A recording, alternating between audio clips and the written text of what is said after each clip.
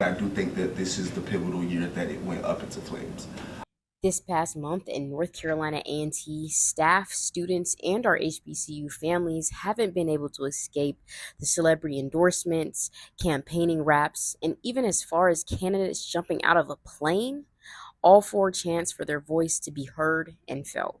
Every NCAT campaign I've seen is nasty. We spoke with Shimi Bukoye, who ran for Mr. A&T, to see if all talk is good talk. One thing that people don't realize sometimes is that being a student of African descent or West African descent, my position, I'm a minority within a minority here at our institution, but going to school where your culture is different, your name is different, your experiences are different. So sometimes just having to deal with the remarks that are said by some of your peers sometimes could be a little bit disheartening.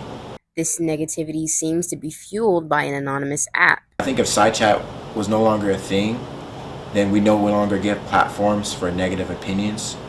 SideChat isn't alone in this, as platforms such as Fizz foster the same negativity. At North Carolina Central University, where a student took his own life because he was a victim of the bullying, harassment, and all the other things that people had to say about him. And I definitely do think Fizz does play a big role because it's just negative. Like every time I scroll up there, it's just negative stuff. Sophomore Ryan Johnson told us what it was like to share the hallways with NCCU's former Mr. Freshman Zaire Prince. I would say Zaire was a sweetheart. I remember one of his friends said at the memorial that one of his goals every day was to give out 10 compliments to somebody. And he didn't end his day until he did that. So that just goes to show that Zaire was just like, to me, he was a breath of fresh air. The strength of his impact reached North Carolina A&T as honors student Derek Bradley voiced concerns at SGA's student body meeting.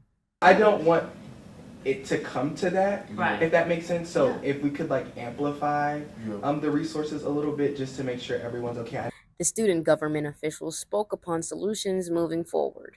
They're in the process of doing some research about what works and what doesn't work at other institutions. New advisement teams. It's going to be a team of admin who is going to oversee different things. So no campaigning on the day of. And so I think that would kind of take away a lot of, the unfairness that we've been seeing.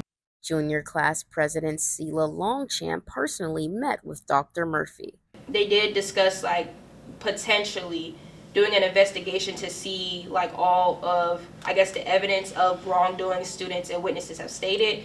And from there, if they actually did that, they would have to come to a decision if there was actually foul play. The outrage causing this investigation raised a few questions. I want to see the same energy, passion, and drive for our state elections, for our national elections, for our local elections. While we didn't receive a comment back from the elections committee, they did make an Instagram post on their page if you haven't seen it already.